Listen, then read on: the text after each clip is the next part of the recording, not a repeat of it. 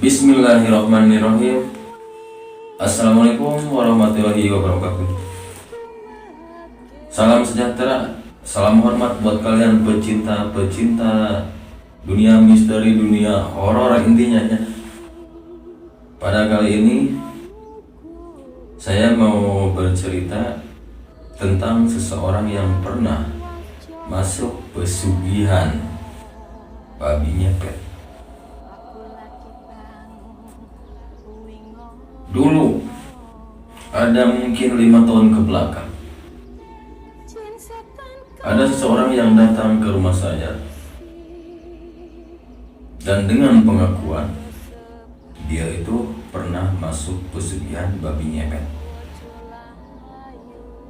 Dan dia bercerita sama saya, dan saya lihat dia pun jadi wajahnya itu samar-samar gak jelas di mata saya pribadi, ya itu hitam, terus nggak ada aura cahaya sedikit pun. Saya juga sempat bengong, dan dia bicara sama saya.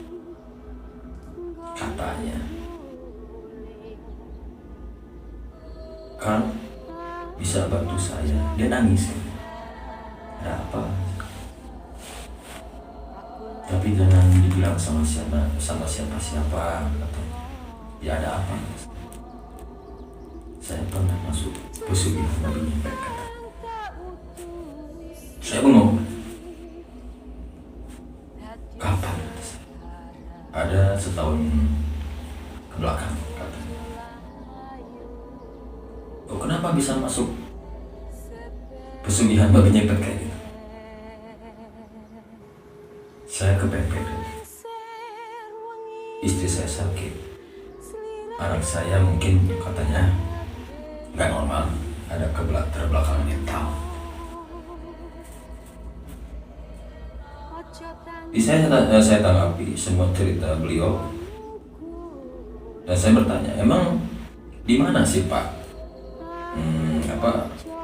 tempat pesugihan babi ngepet itu?" Katanya di gunung katanya, di suatu gunung katanya, yang mungkin nggak bisa disebutin sama saya gitu. Takutnya ini yang kepepet jadi bisa ikut ke sana gitu kan. Nggak boleh ya itu. Ini cuma sebatas cerita. Dan saya bertanya lagi, apa sampai saat ini, sampai sekarang ini masih berkecimpung di dunia itu? Ya, katanya. Dia itu bicara sama saya itu, dia menyesal pernah masuk pesugihan babi ngepet. Kata saya, "Kenapa menyesal? Bukannya Bapak mengharapkan mungkin dengan jalan itu kaya ya Pak, bisa ada jalan keluar?" "Ya," katanya, "ya Kang," katanya. "Tapi yang saya rasain itu enggak," katanya. "Malah semakin hancur hidup saya, malah semakin merasa terhantui dan selalu terus merasa berdosa," kata saya langsung dengan tegas. "Kenapa baru ingat? Bukan merasa lagi dosa loh," kata saya. "Pak, kayak gitu." "Ya Kang, makanya saya ingin minta bantu supaya saya putus dengan ikatan pesugihan babi ngepet itu." Nah, di sana saya coba bertanya begini, "Awas Bapak, ini konsekuensinya itu berat loh." Karena yang saya tahu itu kalau misalkan kita udah terikat satu perkawinan, ya intinya selama pesugihan kayak gitu itu berarti yang urusannya itu nyawa kita itu dibeli sama pesugihan itu, sama makhluk-makhluk di sana. Yang mungkin kalau misalkan kita masuk pesugihan, kalau kita mungkin mempercayai benda yang bisa bikin kaya kita gitu, yang bikin apa kita jadi kaya raya gitu. Kita meninggal itu bukan ke alam kubur gitu kan. Yang ternyata itu kita kita meninggal itu, sukma kubur kita itu pulang ke tempat kita dulu itu membuat perjanjian.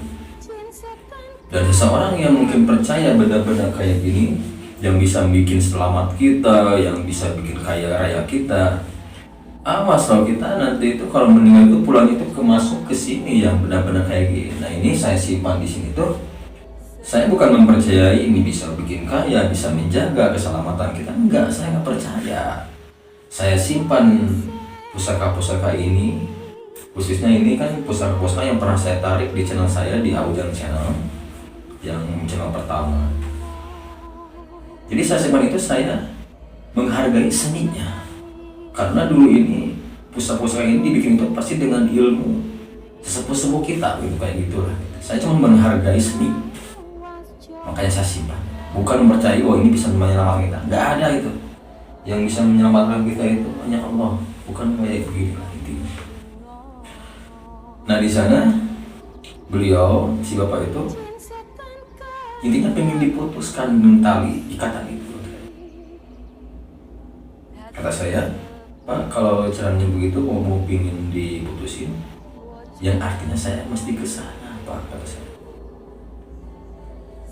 Nah di sana bapak itu, kalau berkenan saya antar ke sana, tapi saya takut katanya gitu, sama ratu babi di sana. Jadi di sana itu ada ratu babi gitu.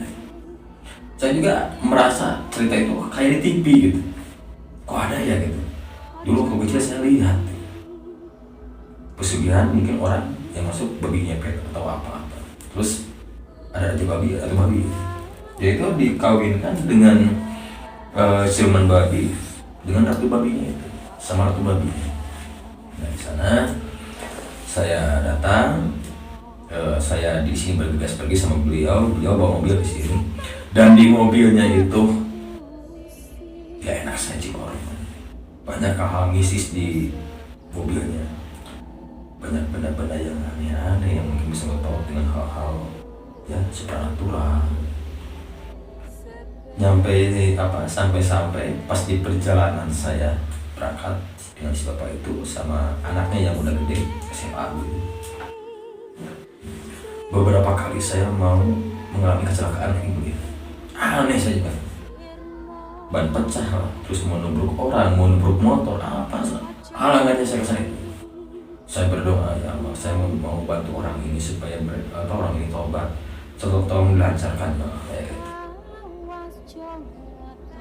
Saya datang ke sana, saya nyampe ke sana, dan saya itu ada kuncinya, kirain nggak ada kuncinya.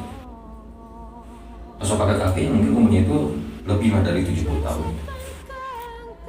Si bapak yang kesini itu pasien saya, ngobrol sama kucing itu. Saya nggak tahu apa yang ngobrolkan karena saya agak jauh dulu.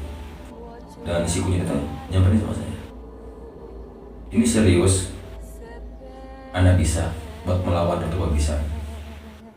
Melawan gimana Pak, kata saya.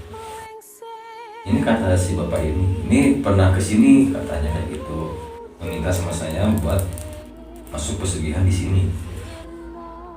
Nah, saya balik bertanya, emang benar Pak adanya itu? Ada di atas sana, ada gitu. Kalau kamu mampu, coba naik ke atas, dan kalau kamu bisa, coba lawan dia. Terus bapak kenapa Pak ngasih petunjuk jalan di sini supaya kuncang gunung sini? Katanya gini, karena dia minta, saya nggak nyuruh katanya. Saya juga udah ngingetin sama dia, nggak boleh. Tapi dia memaksa karena mungkin kepepet kayak gitu. Saya cuma bisa ngemaklum ucapan si bapak kucing itu.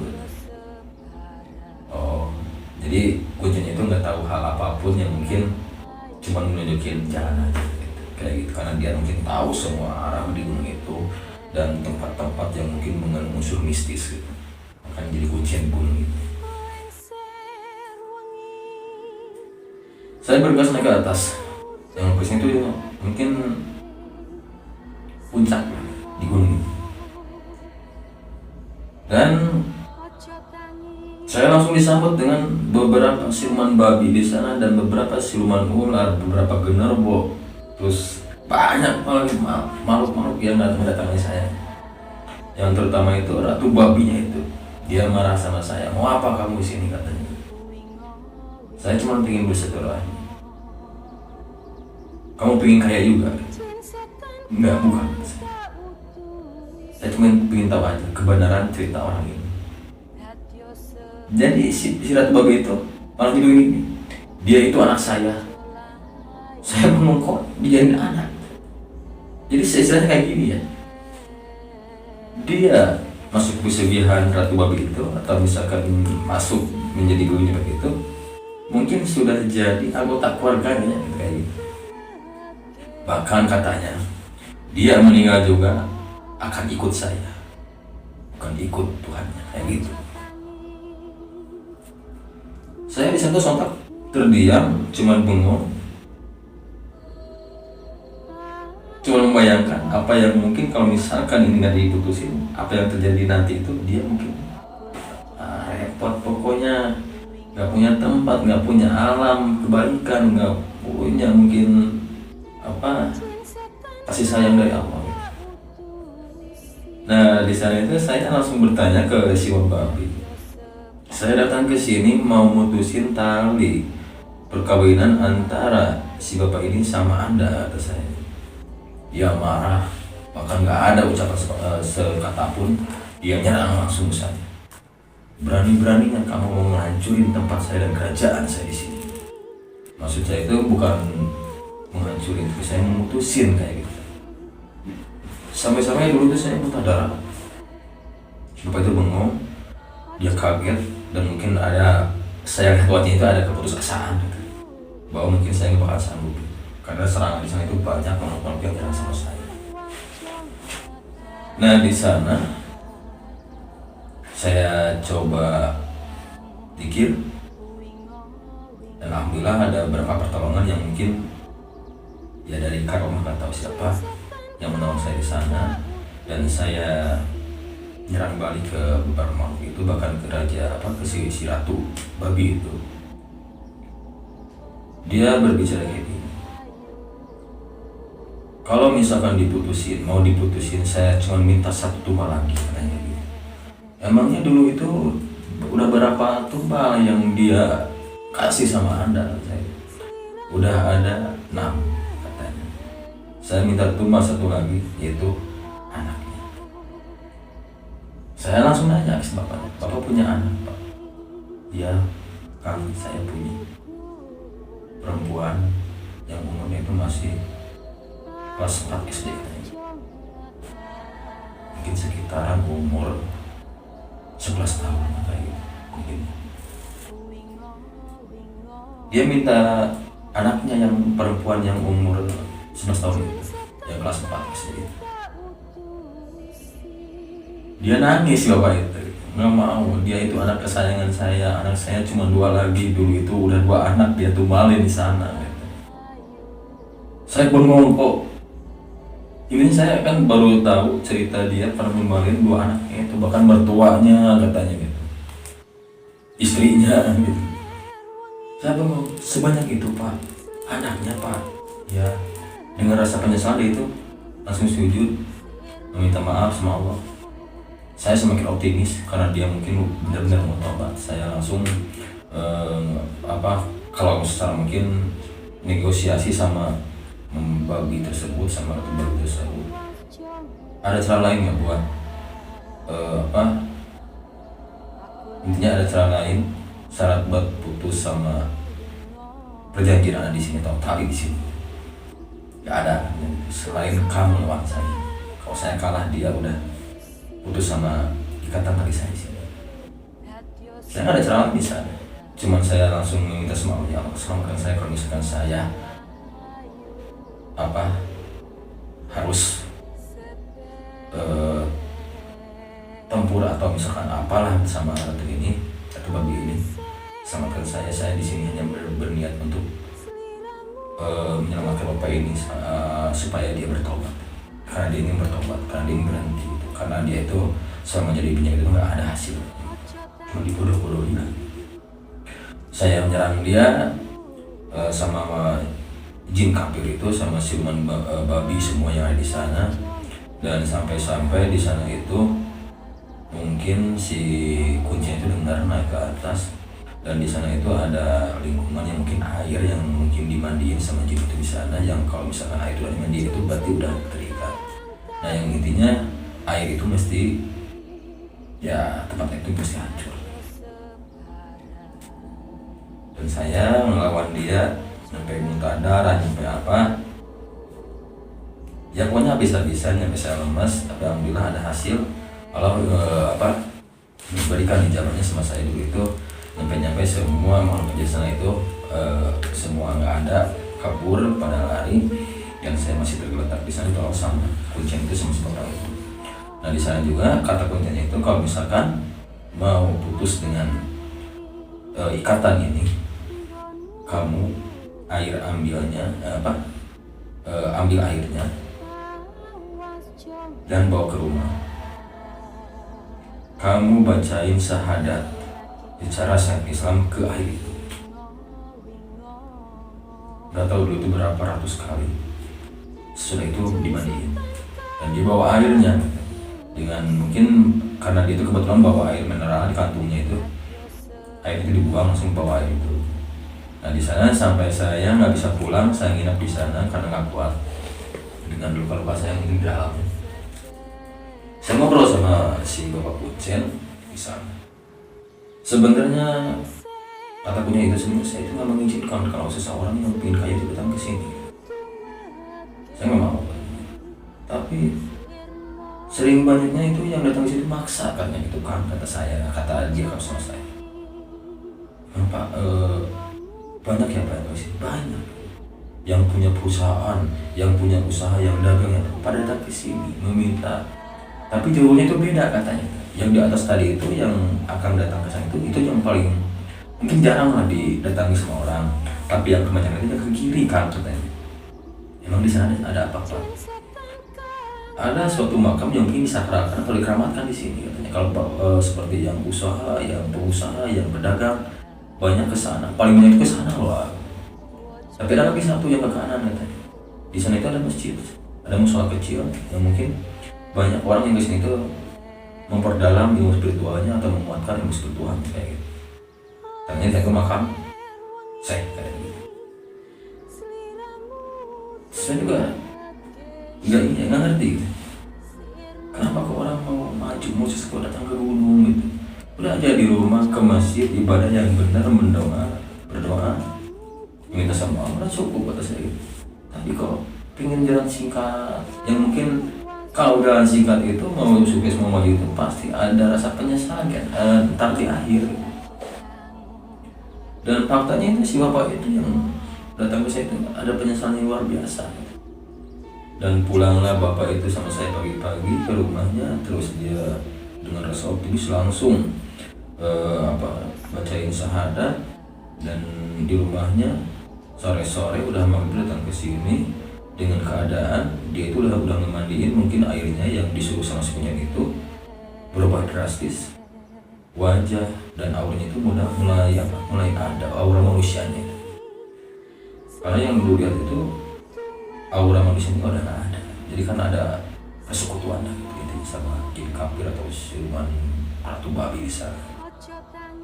Dan di sana itu dia itu minta disahadatin lagi sama saya nggak sanggup gitu, kata saya datang saja ke ulama di sini atau di rumah kampung bapak, karena saya nggak sanggup karena saya bukan ustadz atau ulama atau ajengan. Saya malu dengan pakaian kayak gini membantu orang untuk bertobat. Saya malu, bukan saya nggak bisa atau nggak mampu, enggak, cuma saya ngerasa minder. Ini karena memang karakter saya dari kecil pakai celana pendek, pakai kaos oblong kayak gini, jadi emang susah roba lah gitu. Ini emang karakter asli saya. Kalau sholat, kalau ngaji, kalau ibadah sama, pakai sarung, pakai baju koko sama. Dan di sini juga ini alat-alat ini tuh hanya sebatas saya mencintai seni orang dulu seperti pusaka. Tapi yang saya panggil itu ya ini kitab-kitab ini. Dan di sana alhamdulillah